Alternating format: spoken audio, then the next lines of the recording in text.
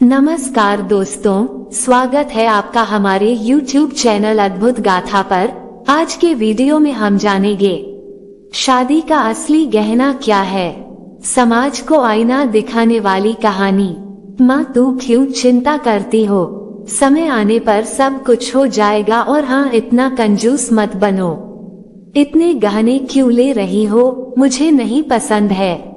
मैं उन गहने को अपने पूरे शरीर पर लाद कर और चोर के डर से घूमना, मुझे ये सब नहीं पसंद है। तुम्हारा जमाना गया, अब अपनी आंखें खोलो और अपने सामने दुनिया को देखो।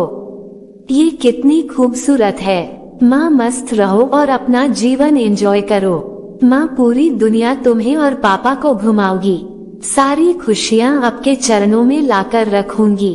उसके बाद ही मैं शादी करूंगी। मैं एक बेटी हूँ तो क्या हुआ, मेरे भी जिम्मेदारियाँ हैं। अब मुझे सिर्फ अपने करियर पर ध्यान देने दीजिए। चिंता मत कीजिए, समय आने पर सब कुछ हो जाएगा। नव्या बेटी अपनी माँ की माँ बनकर अपनी माँ को समझा रही थी, लेकिन चेतन शांत था क्योंकि वह जानते थे कि नव्या खुद लाखों का गहना है। नव्या विवाह योग्य हो चुकी थी। नव्या की माँ कादम्बरी उसकी शादी के पीछे पड़ी थी। आखिर वह माँ थी ना, आसपास के रिश्तेदार थे ही जोर देने के लिए, लेकिन नव्या अपने पैरों पर खड़ा होना चाहती थी। इसलिए वह शादी के बारे में नहीं सोच रही थी। इसलिए इस फालतू की चर्चा में उसे कोई दिलचस्पी नहीं थी। कादम्बरी सिर्फ एक वाक्य कहती थी, पढ़ाई करना तो तुम शादी के बाद भी सीख सकती हो ना, हमारी चिंता करना कम करो। नव्या अपने अपने फैसले पर अड़ी हुई थी और कादम्बरी हमेशा चिंतित रहती थी। आसपास की लड़कियां शादी करके गृहस्थी संभाल रही थी। 8 दिन पहले नव्या की सहेली की शादी हुई। वह धूमधाम से हुई शादी में उसके शरीर पर 1 किलो सोना पहनाया गया होगा। उसे हर रस्मों में एक गहना उसकी माँ अपनी बेटी के शरीर पर चढ़ा रही थी।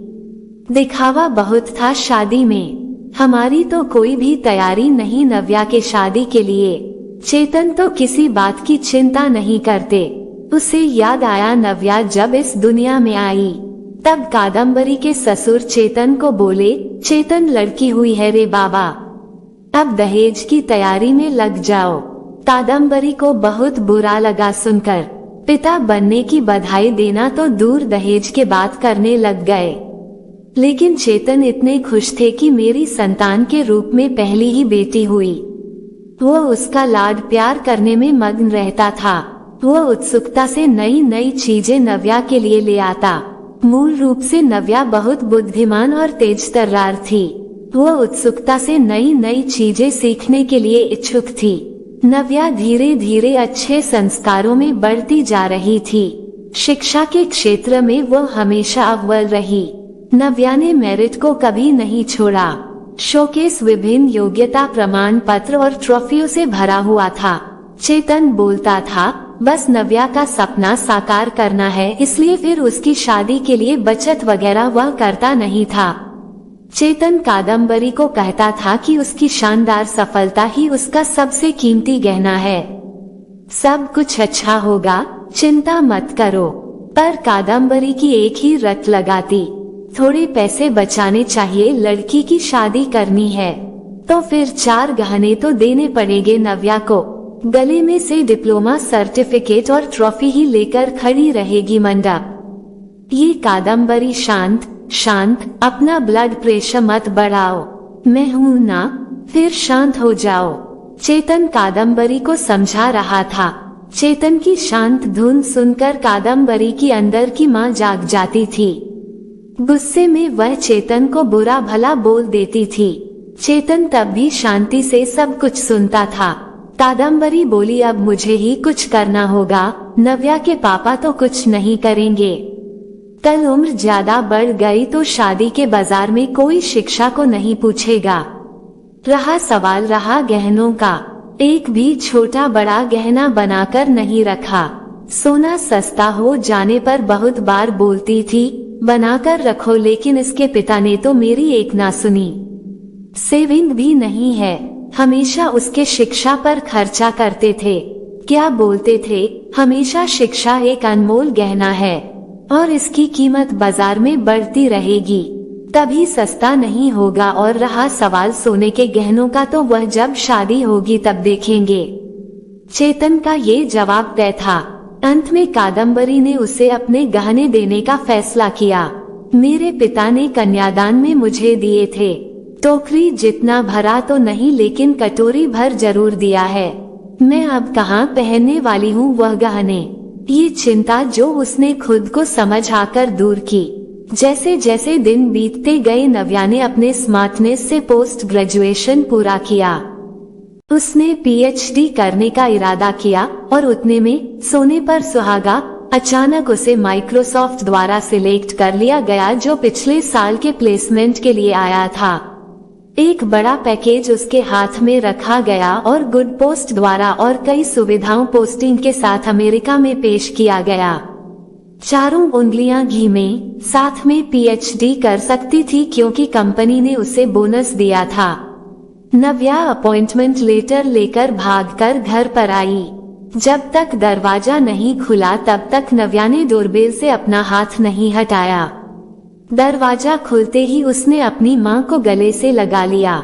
माँ, अब लग जाओ शादी की तैयारी में। पापा, आप बस मदद करना। हाँ, यूएस जाना होगा ना मुझे। और अपॉइंटमेंट लेटर नव्या ने पापा के हाथ में रख दिया। चेतन ने वह लेटर जोर से पढ़ा। बाप रे नव्या, सच में यह अनमोल गहना अब शादी के बाजार में चमक उठेगा। ऐसा बोलकर कादम्बरी भगवान के सामने शक कर रखी। कोटि कोटि धन्यवाद आपका भगवान जी। ऐसा बोलकर भगवान को हाथ जोड़कर नमस्कार किया। अब ये बड़ा गहना और अन्य छोटे बड़े सर्टिफिकेट के आभूषण नव्या के व्यक्तित्व पर अवश्य ही अच्छे लगेंगे। कादम्बरी, फिर बताओ सोना लेने कब जाना है? चेतन ने उसे टोंट मारा। इसमें कोई संदेह नहीं है कि उसकी शादी में उसके गुणों के आधार पर अर्जित अमूल्य गहना निश्चित रूप से उसके सौंदर्य बढ़ाएगा चेतन जी, और वह मेधावी पदक और बड़ी बड़ी ट्रॉफी या अन्य पद्मा भूषण दुल्हन की शोभा और बढ़ाएंगे। ये हीरा हमारे मानस के जीवन में बिल्कुल फिट बैठता है। चलेगा ना आपको? दरवाजे पर शर्मा फैमिली खड़ी थी। अच्छा रिश्ता नव्या के लिए चल कर आया था। उनका मानस भी एक अनमोल रत्न था, सुंदर, सफल, प्रसिद्ध। अगर एक असली मोती को अपनी असली गुणवत्ता और तेज बनाए रखना है तो संदूक में बंद रहकर समुद्र के तल में छुप कर रहना पड़ता है, तभी मोती की कीमत बढ़ती है। आया क्या समझ में चेतन जी? शर्मा जी ने चेतन की तरफ देखकर मानस की तरफ देखा। कादम्बरी अंदर खुद को चिकोटी काट रही थी और सोच रही थी कि आखिर कौन से गहना का तराजू भारी है। आखिर शिक्षा एक अनमोल गहना है, उसे चोर से डर नहीं लगता है और उसे पहनने और तिजोरी में बंद करने की आवश्यकता नहीं।